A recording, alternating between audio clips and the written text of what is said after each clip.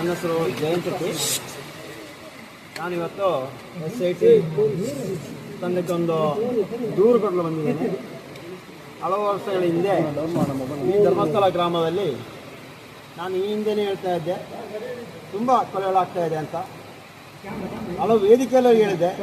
ಆದರೆ ನಾನು ಕೆಲವೊಂದು ಕಡೆ ಈ ವಿಷಯ ಎಲ್ಲವನ್ನೂ ಪ್ರಸ್ತಾವನೆ ಮಾಡಿದೆ. ಆದರೆ ಇವತ್ತು ನಮಗೆ ರಾಜ್ಯಕ್ಕೆ ಇಲ್ಲ ದೇಶಕ್ಕೆ ಗೊತ್ತಾಗುವಂಥ ಒಳ್ಳೆಯ ಒಂದು SIT ತಂಡವರು ಬಂದಿದ್ದಾರೆ. ಆ ತಂಡ ಮೇಲೆ ನಮಗೆ ಒಳ್ಳೆ ನಂಬಿಕೆ ಇತ್ತು. ಅದಕ್ಕೋಸ್ಕರ ಇವತ್ತು ಬಂದು ನನ್ನ ದೂರನ್ನು ಇವತ್ತು ಅವರಿಗೆ ಕೊಟ್ಟಿದ್ದೀವಿ. ಆದರೆ ಅದಕ್ಕೆ ಇವಾಗ ನಾಳೆ ರಜಾ ದಿನ, ಸೋಮವಾರ ಬನ್ನಿ ಅಂತ ಹೇಳಿದ್ದಾರೆ. ಸೋಮವಾರ ಬಂದುಬಿಟ್ಟು ಎಲ್ಲ ವಿಷಯವನ್ನು ತಿಳಿಸ್ತೀನಿ ಅವರಿಗೆ, SIT ಅವರಿಗೆ ಎಲ್ಲ ಮಾಹಿತಿಯನ್ನು ತಿಳಿಸ್ತೀವಿ. ಅವ್ರು ಯಾವುದೇ ರೀತಿಯಲ್ಲೂ ಅದರ ಮಾಹಿತಿಯನ್ನು ಹೊರಗೆ ಕೊಡಲ್ಲ ಅಂತ ಒಂದು ಧೈರ್ಯ ಇದೆ. ಅದಕ್ಕೋಸ್ಕರ ನಾನು ಹೇಳಿರೋದು. ಮುಂದಿನದಲ್ಲಿ ಆ ತನಿಖೆ ನೋಡೋಣ ಏನಾಗ್ತಾ ಅಂತ. ಅದು ಒಂದು ಕೊಲೆನೇ ಆಗಿರೋದು. ಬಂದು ಅದು ಯಾರೋ ಒಬ್ಬರು ಇದಕ್ಕೆ ಬೇಕಾದವರು ಮಧ್ಯೆ ನಿಂತು ಅದನ್ನು ಮುಚ್ಚಿ ಹಾಕಿದರು. ಈ ವಿಷಯದಲ್ಲಿ ಇವತ್ತು ಬಂದಿದ್ದೀನಿ. ಮುಂದಿನ ದಿನ ನಾನು ಹೇಳ್ತಾ ಇರೋದು ನೋಡಿ, ಧರ್ಮಸ್ಥಳ ಗ್ರಾಮದಲ್ಲಿ ತುಂಬ ಕೊಲೆಗಳಾಗಿದೆ, ಎಲ್ಲರೂ ಗೊತ್ತ ವಿಷಯನೇ.